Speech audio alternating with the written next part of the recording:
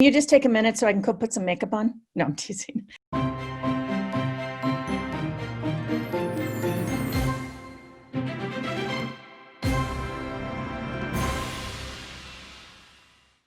So I'm so excited for our second episode of Authored and Inspired to speak with Barb Pitchford about leading impact teams. Welcome, Barb. Tell us a little bit about yourself. Thanks, Starr. A little bit about myself. I've been in education approximately 187 years. No, for a very long time. And I live in Colorado and worked in public schools for way over 30 years, and have been consulting now after working in public schools for about 15 years. And primarily my position was I was a teacher, I was a counselor, and mostly as an administrator. And I've worked at all three levels, elementary, middle, and high. Wow. So you huge wealth of knowledge there just from personal experience in a lot of different ways. Yep. Which is why it's super exciting. I mean, I love the impact team work. And even before I knew that impact teams existed, a lot of the work I was doing in my classroom really aligned nicely with your work. And when I read it, I was like, wow, they did such a great job of really structuring these protocols around things that teachers could bring into their classrooms so easily, what schools could do. So I want to know about how you guys came up with this idea and what inspired you to put impact teams together. Well, I think I was thinking about that. I was reading your questions in advance and I was thinking about it, and I went, it was kind of the perfect storm in a very positive way. It was the spring of 2010, and the Common Core state standards were just approved.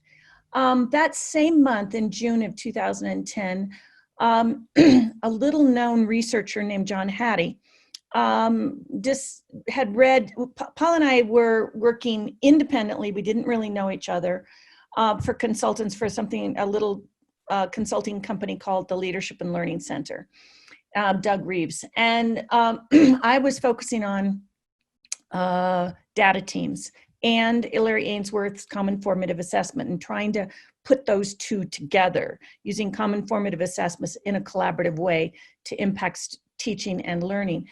We had a data teams conference in Vail, Colorado in June of 2010, and John Hattie kind of decided he was really interested in data teams, and he came over from New Zealand, and nobody knew him. He had just written a book that nobody had ever heard of either.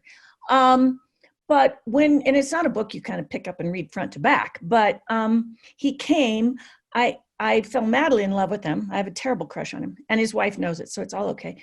But I loved his work. I loved his energy and his passion.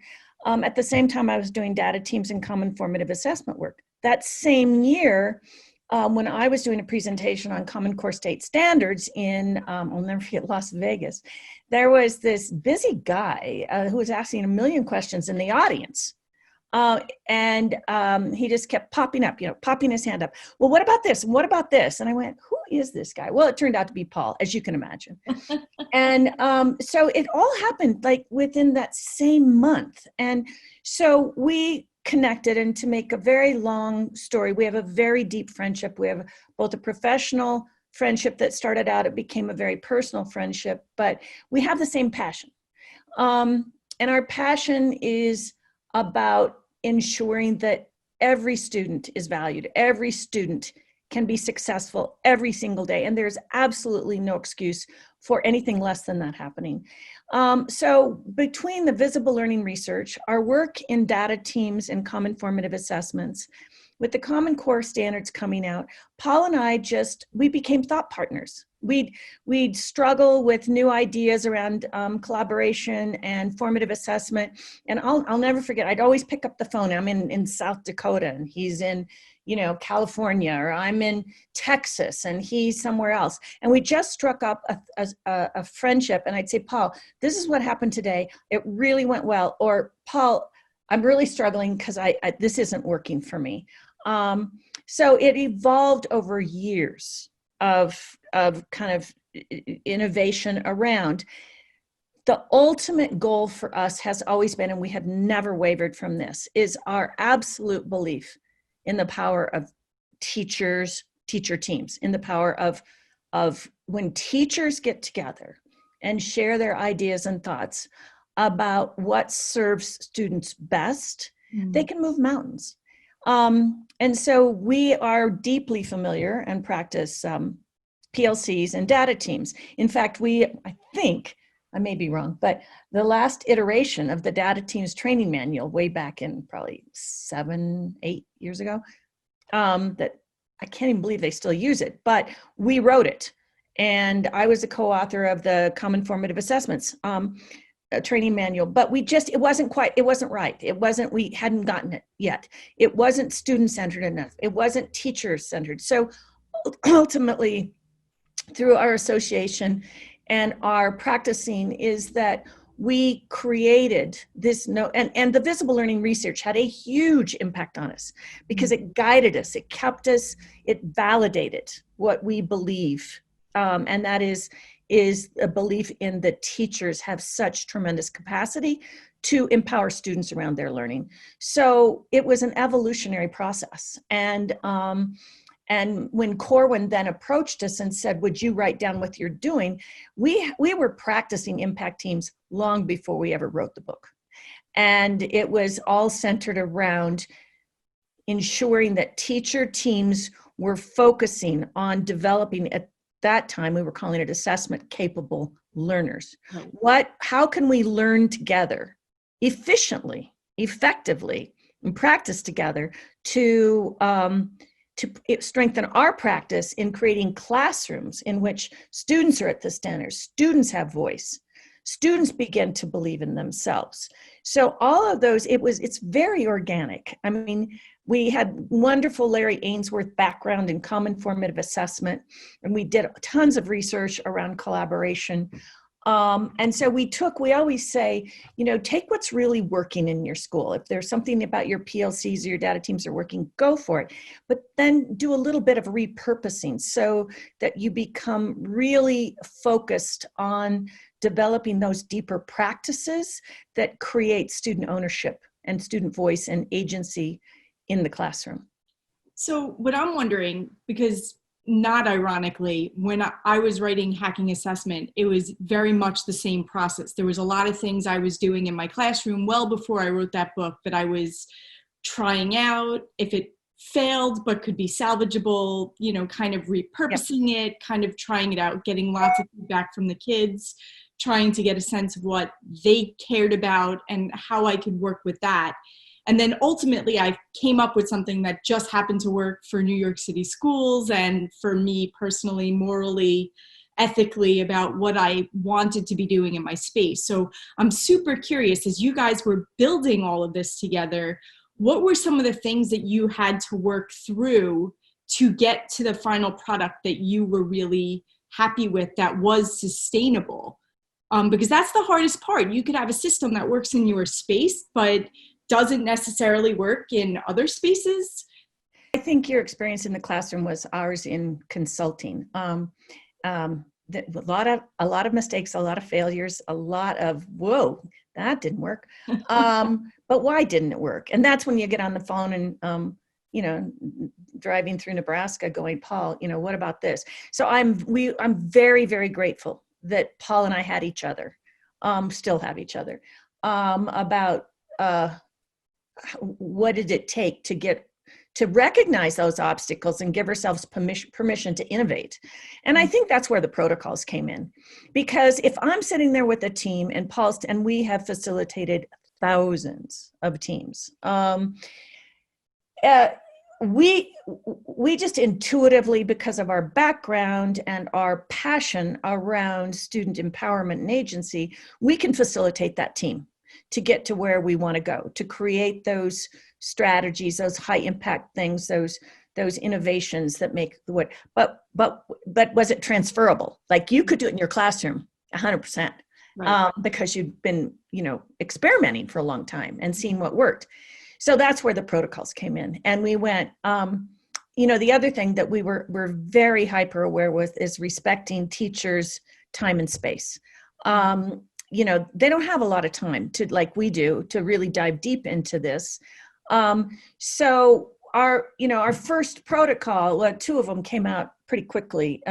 One was we developed, I'll never forget, I literally never forget, I was on the snowy highway outside of Sioux Falls, South Dakota, and I went, we just need 3 steps. We just need we just need evidence, and we need to analyze why we're getting it, and then we need to take an action on it. And so I'm picking up the phone because data teams had a 5-step process. PLCs have 4 questions. We'd use both of those. And I went, wait, let's just get rid of all the extras and go, look, we have to have quality evidence. We have to think about deeply what is the root cause around that evidence. And then we have to respond to it with strategic action. So I'm on the phone. I think I got it. And then that was the collaboration. That's our foundational protocol. But the evidence has to come from, clear quality evidence around student work based on priority standards. So that's when, and this is where Larry Ainsworth work and everybody's work around mostly Larry's probably about unwrapping or unpacking or deconstructing. So then we created the unpacking protocol so that there was clarity around that student evidence. And then the other ones were just generated. So then we needed a calibration program. And then we needed a little mini meeting that you don't always have 45 minutes. Maybe you only have 10 minutes and you want to do a check-in. And then we wanted to go, wow, okay, then we wanted other sources of evidence. And that would be micro teaching and evidence walks. And so it's literally, there's a new one coming out. I mean, it comes from the work. We don't sit there in an ivory tower and say, gee, we need a new protocol. When we're in the trenches with the teams, as they're going deeper in their work, and we learn so much from our clients, then we're going, okay, what is a protocol? And these protocols are always for focus, for efficiency, for effectiveness. So they're imperfect, but they give teacher teams the ability to, when they practice them, to sit down, have a very focused, efficient, effective meeting around a singular purpose. I think those imperfections, though, are what make them so flexible for the people who are using them. Mm-hmm. And I think that's why they work so much. Like they make so much sense, which is why, like, when I read the book the first time and I went to a foundation day and I saw the way it looked, I was like, man, if I would have known about this before I started doing all of the work that I was doing, it would have made my life so much easier. I would have been able to jump to the end, like all of that sort of figuring stuff out. Yeah. I could have jumped to, like, the 5th or 6th iteration and skipped a lot of the major messes that I was making at the beginning. And I think, like, the calibration protocol, especially when I'm working with teams now too, because I have the pleasure of working with teams to share your great work all the time. Thank you for that. Well, it has been an absolutely amazing experience to watch how teams make it their own and to help them really unpack what's happening in their space. And the one thing that I noticed, particularly with English teams, as an English teacher myself, and having lived in several different English departments over the course of my career, you have a lot of strong personalities, especially at the secondary level. We love our content so much. So much. Yep. And we know a lot about the things that we're sharing with our kids. So getting them to calibrate the first few times we do it has been this amazing experience, both for them and for me, to just hear those conversations that they're having about what successful mastery looks like. Right. And getting them to really focus on the rubric that they designed, and then really getting them to think about what kind of revisions have to happen with that rubric when they're looking at the student work and they're like, ooh, is this a flaw in what we were expecting, or is this a flaw in the student's work? And just having that conversation where you could get teachers to own, like, ooh, maybe my clarity wasn't great when I gave this assignment, and now I have the opportunity to do this assessment again with the clarity that I've gained from this conversation while we've been going through. And then we do our EAA team meeting, and I have all these great strategies to choose from to try to implement it better the second time around. And I watch the teams as I go from coaching meeting 1 to coaching meeting 3 get it. Like, they get it as a group as they try it over and over again. And there's so much power in the space watching them get it and get excited about seeing their kids do better in the particular skill area. It is hard work. It is hard work. It's very messy work. And it's why it's a coaching model and not a workshop model. Right. Because what you described beautifully is that struggle, that productive struggle. Mm-hmm. But what we also know is that you're not going to be struggling with each other unless you trust each other. And you have to give yourself permission to be learners. And learning is very, very messy. But as you struggle through it, there is kind of that tipping point where you're going, almost like it's like okay, yeah, let's just go try it and see what happens. And the feedback you always get from the kids based on their student work is, and this is what we need to tweak this a little bit. We need to look at this. And when you start hearing teams go from, well, I didn't do this, or I need to do that, to we, you've hit a milestone. And then when you're going, well, if I know what happened. I know we need to go back and do this, and let's try it again. That's where you're going, okay, they're good. They're good. They've got it. But those protocols save a lot of time. And we've spent a lot of times with a lot of teams, and thank you to all those teams, trying to iron that out a little bit for you in service of other teams, because we don't have a lot of time. We don't have a lot of time for our kids, and we want to make sure that what we're doing has the greatest impact on them that we can. So what you described is a perfect summary of a typical model team process. Thanks. I'm still learning myself. I feel like every time I get in the room with one of the teams I'm either starting out with or teams that I've been working with, I feel like my own efficacy in developing that space and helping them through it, I feel that much more confident every time I walk into a room, and know that I have that much more to give them. And much like you and Paul, that level of comfort and transparency, admitting to them when, we can be flexible, and if you think that's going to work better for you, and, what does that look like? Tell me a little bit more about what you're doing, so that we can make this work for what you're doing already. You shouldn't be doing something extra for the coaching that's happening. This should really live in your work all the time. Because there's so much success in schools. There is so much amazing things going on. And we always say, this is how we do it. It's a lot of trial and error. This is the best guess. If you want to take it and tweak it to make it work, we have no ownership about that. And some of the innovation we see is just extraordinary. I think I learn more from my teams than I teach them. I'm humbled by that opportunity.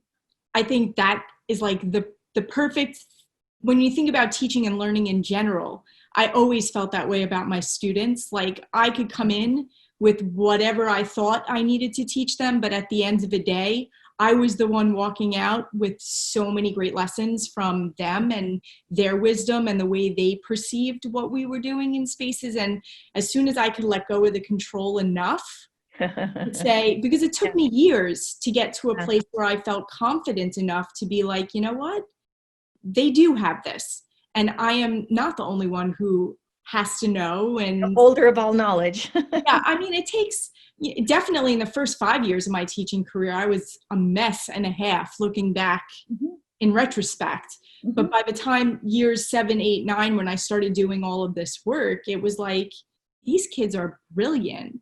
They have great innovative ideas. And if we give them a structure to do that kind of stuff, and it works the same with the protocols you guys created for the teachers. It's the same exact process. You use the word space, and I think that is so important. We want to, John Hattie talks about our profession being just a profession of distractions. We're distracted by all of these things that really don't have a lot of impact on student learning. So these protocols and the way in which we do it, I think we hope that it provides the space for teachers to have these robust, rigorous conversations. I love hearing teams debate about whether it's the cognitive demand of the standard or the quality of the evidence or whatever. And those debates are so healthy. So creating that space, I think the protocols that we want to teach and and have people incorporate into their collaborative practices is trying to create that space for them, because teachers have ridiculous amounts to do, way too much to do, and too little time. So what can we do in service of them, of their learning? So that, and that's also why we will not, we decided this from the very beginning, we will not go into a school and do impact teams without the principal being 110% committed to it. And not committed in words, but committed in action. Because they need to be hip to hip with us, right at the table with us, being that learner, being that lead learner, being the one that leads this and does the deep dive into the work with the teachers. Because in any system, you know, when most initiatives peter out or fail, or because a principal is complete. I've been a principal for, you know, a gazillion years at all 3 levels. And I love that job more than life itself. I love that job. And it's a completely impossible job. So as a principal, you're always having to say, what's more important? Where do I need to be? And sitting at the table with teacher teams learning, that's a tough one to carve out that time to do that, because you got all sorts of things going on outside of that room. But when teams do that, that's what we're writing our case studies about. Invariably, when you have principals and leaders in the building, right, commit to that, they see the power of the team. They see the power. We is definitely smarter than me. They see the power. They see how it transfers into the classroom, so that the students, they see the student voice. And people say, well, you know, well, once you get this up and going, how do you sustain it? And I went, sustains itself. When teachers feel the impact and see students talking about their work and thinking about their work and giving feedback to each other, there's no turning back. Agreed. And what I love most about what you guys have put together is when you look at the kindergarten videos of kids talking about their learning, like, because I'm thinking as a secondary English teacher, and I hear when I was a leader for a K-12 humanities department in my district. So when I used to hear my secondary folks saying kids can't work independently, and I'm like, actually, Excuse me, just a minute. You know, like the structures that are in place, and elementary teachers understand this inherently, because they're all about the kids. They're not about the content. So they're in the same room with the same kids all day long. So they cannot be the only person in the space delivering material all day long. That just wouldn't be a sustainable model. So I feel like elementary teachers, they get it because it's what they do. And if secondary teachers could see how powerful these things are, even with the youngest kids that we teach, imagine how powerful it could be with the older ones. Oh, it's extraordinary. If you think about this year's kindergartners, who I think are going to graduate in 2032 or some unimaginable number, I said, when they walk across that stage and they graduate from high school, what do they need to know and be able to do? Who knows? You know, who knows? But what they do need to understand is what it takes to learn. And ultimately, most importantly, they need to believe in themselves as learners. And we have 13 years to give them the opportunity to understand what it takes to learn and have multiple experiences to believe in themselves, so that when when they're out there drinking water from a fire hose and they have no idea what this new topic or content is that they have to learn, they can at least say, well, I don't know anything about it, but I know I think I'm going to start here, and it might not be pretty and it might not be in the time you want, but I got it. I'll figure it out. If we can do that, we've done our job. That was the perfect sum up. I was just going to say, well, as we're wrapping up here, you know, what do you really want the takeaway from our conversation right now? People who read and implement impact teams, what do you hope they get from it? What are your final thoughts about that? Our ultimate job is to give kids opportunities daily to understand what it takes to learn, what learning is, and what it takes to learn, and always give them multiple experiences, to mastery experiences, to believe in themselves as a learner. If they walk out of our classrooms, say, believing themselves that in a very realistic fashion, that I can learn, I know what it takes, I know who I am, I know what I can do, and I'll figure this out somehow, some way, we've done our job. That's awesome. Thank you so much for your time, Barb. This has been amazing. Thank you. Have a wonderful, wonderful day. And thanks, Donnie. Right. I'm just gonna stop recording.